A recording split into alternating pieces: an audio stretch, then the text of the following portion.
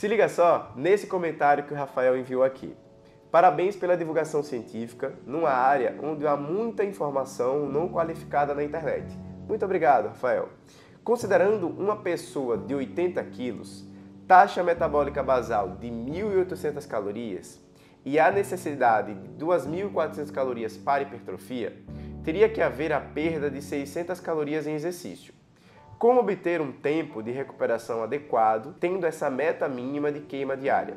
Então, a dúvida do Rafael é como obter um tempo de recuperação otimizado. Só que, Rafael, nessas contas aqui, você está em déficit calórico. E aí você não vai, especificamente, conseguir hipertrofia ofertando essa quantidade de calorias. Então, no vídeo de hoje, eu vou abordar como otimizar o tempo de recuperação e como calcular o seu gasto calórico diário. Se você tem interesse no tema, segue o vídeo.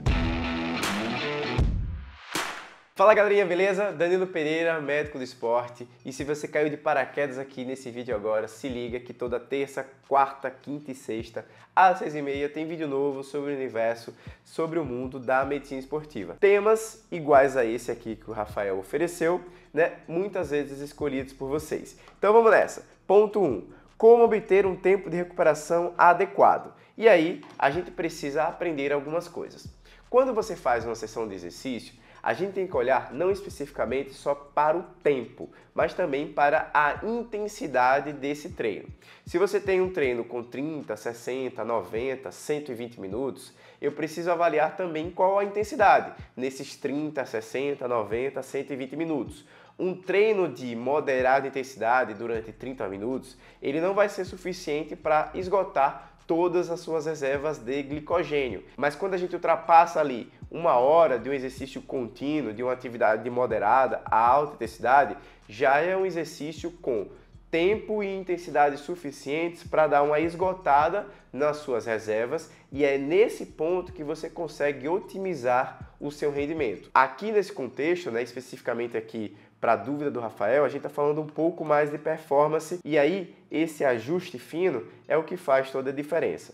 Então, Rafael, eu vou deixar também a sugestão para que você assista ao vídeo da curva da adaptação, porque você vai conseguir entender melhor em termos de oferta de líquido, oferta de energia, oferta de carboidrato, oferta de proteína, porque muitas vezes a gente fica muito bitolado ali. Qual o tipo de exercício, quantas séries, quantas repetições, e você de fato não está otimizando a sua oferta de energia, que nitidamente está pouca energia para a sua demanda, para a sua necessidade. Dando um spoiler aqui sobre essa curva de adaptação, esse aqui no eixo X você vai ter o tempo, e aqui no eixo Y vai ser você progredindo, evoluindo na sua modalidade, independente de qual for. E aí você está aqui, você faz uma sessão de exercício. Então você esgota as suas reservas. E aí, depois que você esgota as suas reservas, o que é que você faz? Você oferta água, tijolo e cimento. Água, carboidrato e proteína. Aí você também tem um processo de repouso, de recuperação. Quando você volta e você vai fazer uma nova sessão de exercício, você vai estar um pouco acima daquilo que você era antes. E aí, quando a gente tem isso feito de maneira progressiva, regular e contínua, aí você consegue unir os pontos, é dessa forma que você evolui.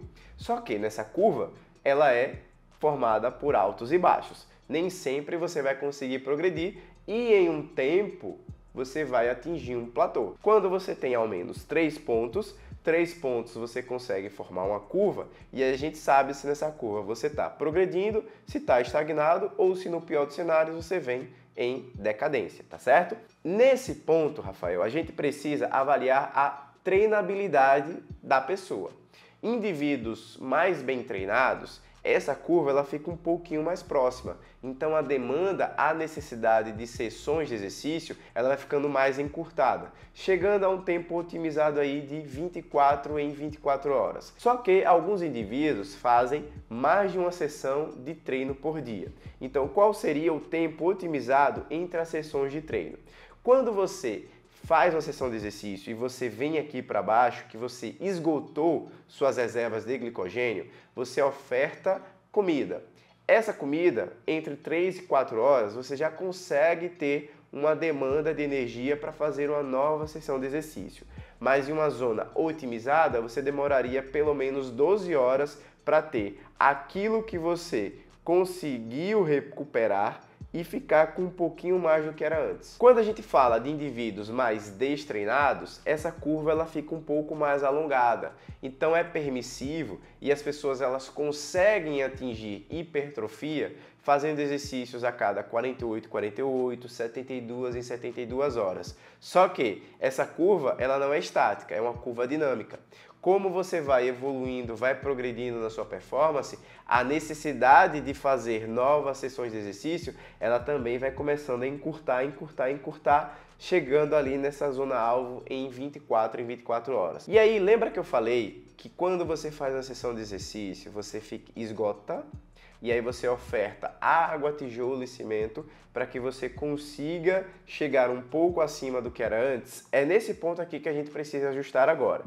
Veja, se você tem uma taxa metabólica de 1.800 calorias e você faz uma média de 600 calorias de exercício, de treino por dia, o seu gasto diário não é de 2.400 calorias. Para que vocês entendam o que é uma taxa metabólica basal, é aquilo que você gasta para se manter vivo.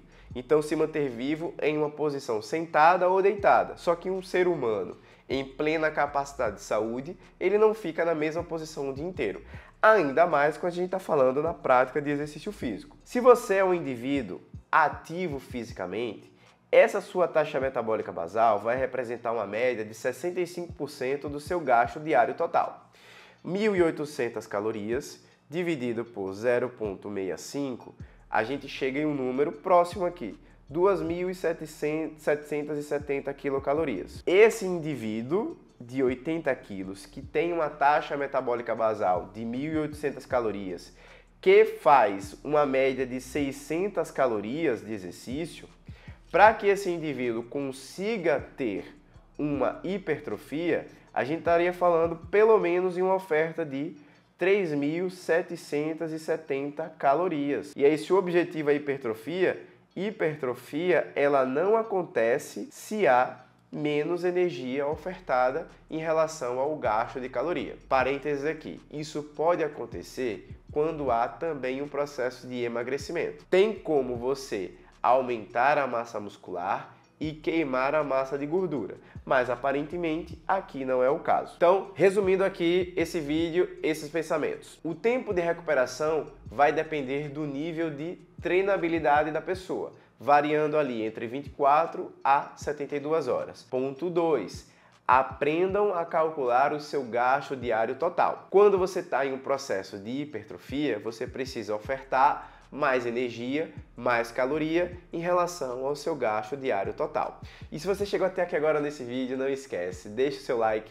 Tem algum comentário, dúvida, sugestão de novos temas? Joga aqui, porque é por vocês que o canal, que o conteúdo ele acontece. Não esquece também de fazer a inscrição aqui no canal, ativa o sininho para não perder nenhum vídeo. Se você é uma pessoa com mais curiosidade, tem intenção de aprender, tem a oportunidade também de se tornar membro do canal. No guia da comunidade aqui tem os detalhes e vamos pro próximo.